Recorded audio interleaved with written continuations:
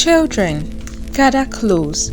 Let the fire's dying embers warm your trembling hands, for this tale is a wound that never heals. I am an old man, my bones heavy with sorrow, my voice cracked by years of weeping for a village lost. Where do you listen from? By the Niger's quiet flow, under Lagos' restless stars, or in lands far beyond my knowing? Speak, let your voices join mine, for we share this grief tonight. Have you ever watched a home crumble, its laughter turn to ash? Can a heart bear the weight of a boy's unanswered questions, or a girl's silenced voice? What do you do when the gods weep, their tears burning your skin, and love is drowned in blood? These questions haunt me, children, and they will haunt you, as I tell of Ayetoro, once kissed by gods, now a scar on the earth's memory. Let me take you back to when Ayetoro lived, and a boy's dream broke the heavens. Long ago, when the world was young, and Ayetoro's field bloomed under a generous sun, the village was a tapestry of mud-walled compounds, vibrant markets, and sacred groves. The Ogun River sang Oshun's lullabies. The Iroko tree held ancestors' whisper, and Sango's thunder was a promise, not a threat. My people chanted Oriki, poured palm wine for Ogun, danced for Oshun, believed the gods walked among us. Their breath in every breeze. But on the night Olumide was born, the sky betrayed us. The moon devoured the sun, turning day to dusk. Birds flared, wings a frantic drumbeat. Goats wailed like mourners lost in the dark. In a hut by the sweet river, Abeni, a weaver with hands soft as moonlight screamed until her voice became the wind. Her blood soaked the earth, and the midwives wept, their tears mingling with the dust. The gods took her, Omaibeji, the eldest whispered, cradling the newborn, her hands trembling, and left a shadow in her place. The Iroko tree bled red sap that night, its roots quivering as if in pain, and Ayetoro trembled under a starless sky. They named him Olumide. My joy has come, but my people hissed, Omoiku, child of death. His eyes, dark as a storm's heart, saw too much, ants marching like warriors, clouds hiding secrets, a flicker in the river's reflection. He sat under the Iroko, its roots twisting like ancestors' bone, asking, why do we bleed goats for Sango? Why does Oshun hide her face? Are the gods asleep? His questions were thorns, pricked our fate. Children shunned him, their mothers spitting, cursed. They threw stones, bruising his arms, and he walked alone, his heart heavy with a loneliness I could feel from afar. His dreams of Sango as dripping blood. Oshun's river dry, Ogun's forge cold, brought nosebleed that stained his mat, his head splitting with pain. I'm killing them, he whispered, fearing his gift was a curse tearing him apart, a poison seeping into Ayetoro's soul. Paasanya, his grandfather, raised him with hands cracked like drought-stricken earth. He once forged holes for Ogun, his hammer singing the god's praise, but Abeni's death broke him. Long ago, he had stood by as Ayetoro offered a girl to Ogun to end the famine. The rains never came, and her scream carved with hollow. Ask your questions, boys, he told Olumide, his voice rough as he carved the bamboo flute, its notes sweet as the sweet river. But ask quietly, the gods don't like loud voices. Olumide played by the river, his melody a prayer he didn't know he sang, the notes coiling like smoke, reaching for something beyond my sight. Paasanya watched, his eyes wet as if he saw his own failures in the boy's shadow.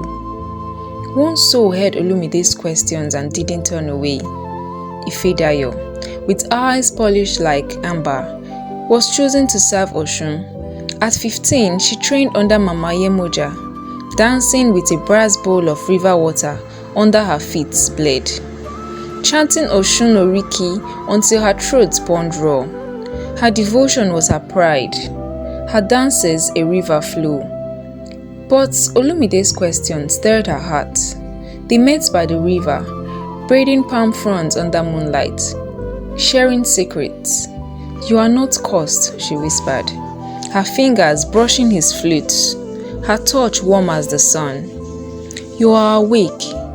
Their love was forbidden, her vows to Oshun a chain, and her heart tore between her goddess and the boy who saw the god's tears. I saw her hands shake when she polished her bowl, as if Oshun washed, judging. Baba Ifa, Ayetoro's blind priest, guarded her fate in his hut draped in white cloths, smelling of kola nuts and fear. His Ifa beads were meant to speak the god's will, but lately they fell like stones, silent. His dreams were haunted by failed sacrifices. A girl he had offered to Ogun, a boy to Sango, their bloods wasted, the skies unmoved. "The shadow would drown us," he muttered, his fingers trembling. At night, he prayed alone. "Speak, or I am lost," his voice breaking, tears on his blind eyes.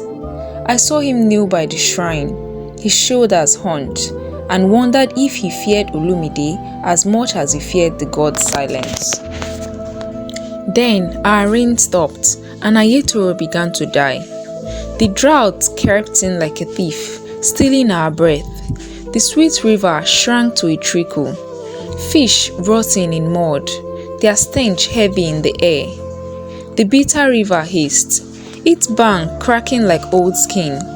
Yam fields turned to ash, leaves coiling like prayers unanswered.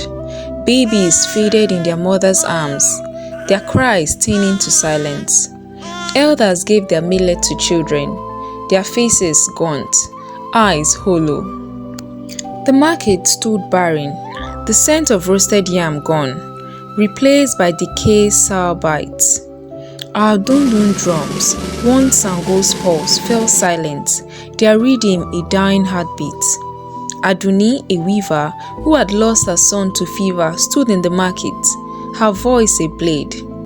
"Olumide cursed us!" she screamed, pointing at him, her eyes red with grief. Her words rallied neighbors, turning friends into strangers. Children's stones bruised Olumide's skin, their taunts echoing in his dreams. Aduni's pain was a fire, spreading rumors that his dream had stolen the rain, and I felt Ayetoro's love slip away. Pasanya fought for his grandson, his voice hoarse as he faced the elders. "He saved us once," he said, recalling Olumide's dream of locusts that spared our crops years ago, a vision that came with blood dripping from his nose. But hunger hardened hearts. Tunde, a young drummer who loved Olumide's flute, faced his own pain. His siblings begged for food, their eyes hollow, their hands trembling. The elders promised grain if he named Olumide as the cause. I saw Tunde hesitate, his drumstick still, then whisper, "Olumide." His heart broke, and I wept for him, for the hunger that forced his hand. Ifedayo dreamed of Oshun weeping. Her river turned to mud, but she hid it, fearing it would doom Olumide. One night, an egungun appeared to her, a marked spirit cloaked in raffia, its carved eyes seeming to weep. It dropped a broken kola nut at her feet, a sign of her covenant shattered. "The gods grief," it whispered, its voice like leaves on a grave, then vanished into the grove. Ifedayo clutched the nut, her hands trembling, but told no one. Her silence a wound she carried for Olumide. His own dreams worsened, Sango sobbing, his ass rusted. Ogun's forge cold, its spark ash, Oshun turning away, her river boiling. His nose bled worse, his head split, and he woke screaming. Pasanya holding him. The gods are not yours to carry, Pasanya said, but Olumide knew they were, their grief heavy in his bones. The drought tightened its grip. A cow birthed a two-headed calf. Its cries unnatural, haunting our nights. A fire spared all but the shrine's roof, its smoke coiling like a warning. A child was born blind, her mother wailing, "The gods have left us." We gathered at the Sango shrine, a stone slab where no grass grew, stained with centuries of blood. We poured palm oil, broke kola nuts, cut our own arms to offer blood. Our chants desperate, our faces gaunt. Some burned branches from the Iroko, hoping for omens, but the ashes gave no answer. Baba Ife knelt, his beads clicking like dry bones. "The gods hunger," he said, his voice a broken calabash. "A life must be given." The shadow burned under the eclipse. Every eye turned to Olumide, and I felt my heart stop.